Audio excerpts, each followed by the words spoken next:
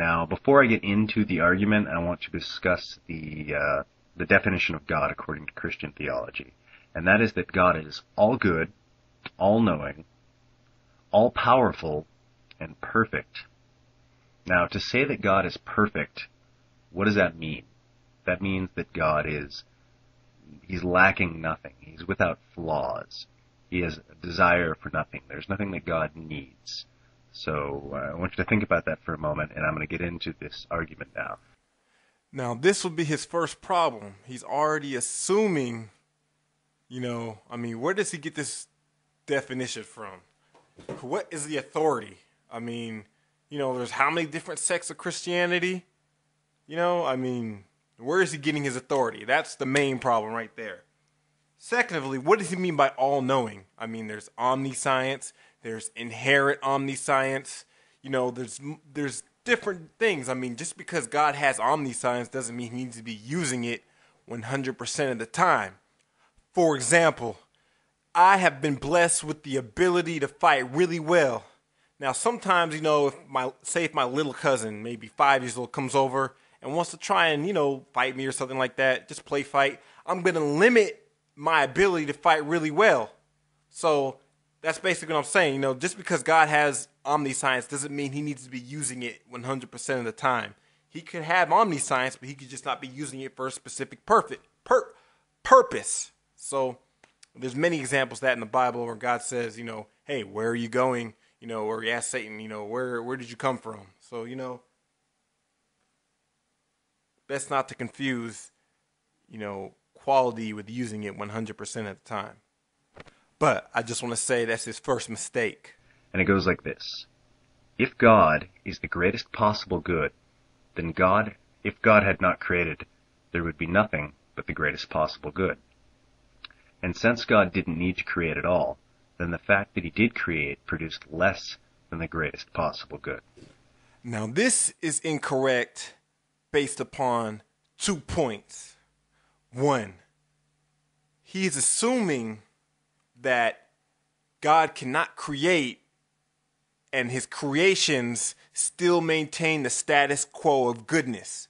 For example, if we assume that God is 100% good and God creates the universe, the earth, everything in it, he's assuming that the act of creation itself somehow lowers the goodness down. But that is not the case. In fact, in Genesis, it quite clearly states that when God created the universe, he looked and saw it was good. When he created, the sun, the stars, the moon, he looked and saw that it was good.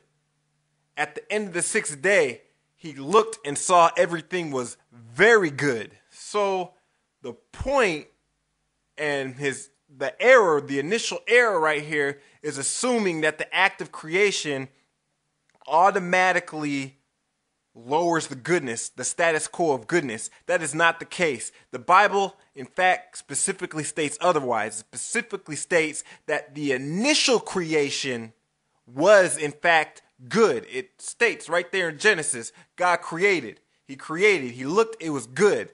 So when God did the initial creation, the status quo of goodness had not changed. Everything was still 100% good. Perhaps God could not, for some perfectly plausible reason, create a world without evil. Then it would seem he ought not have created at all. Now this ignores Genesis 1, which quite clearly states that God did create the world without evil.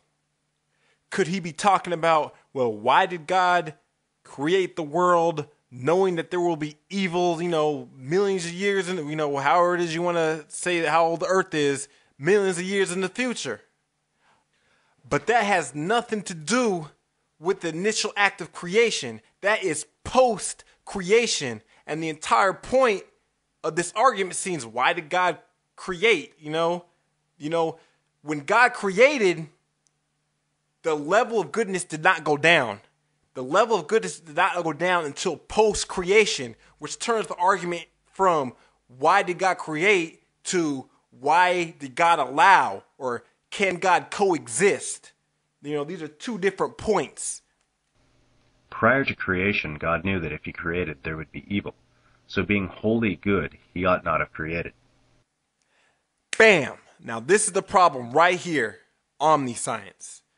And this really is why the argument fails. Because one, for the obvious reason, not all Christians accept that God is omniscient. Secondly,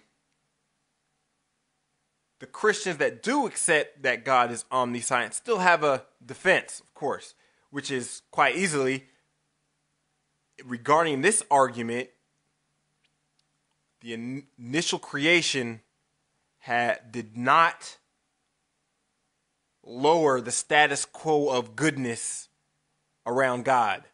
When God created everything, it was still 100% good.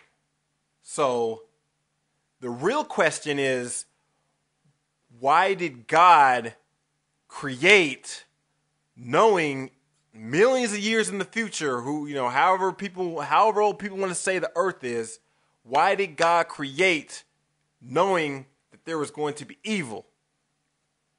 Now that is a completely different argument, of course, because it takes it out of the scope of creation and more of why did God allow it to happen? Because we know this because one, God created everything and everything was good. The status quo was still 100% good.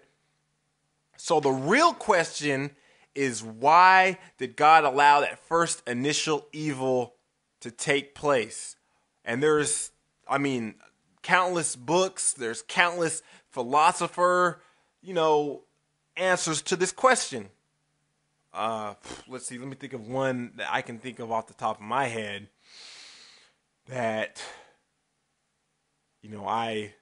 I'll just go, all right, look, God allowed evil to happen because he tolerates a certain amount of evil. It's his mercy. So unless there is a certain amount of evil that goes over God's tolerance, he's not going to do much about it, or much less anything about it. It states in the flood that it wasn't until a certain point that God decided to destroy all humanity.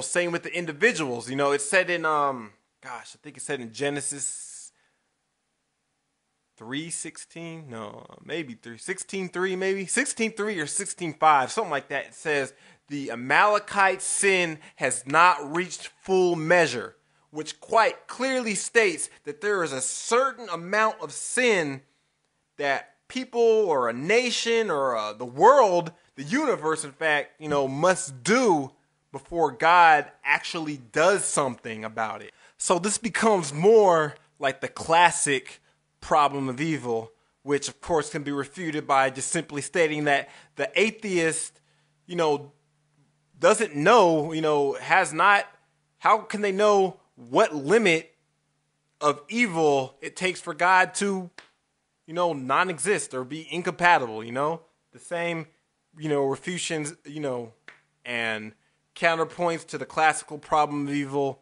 basically apply here. That's what the argument seems to have boiled down to.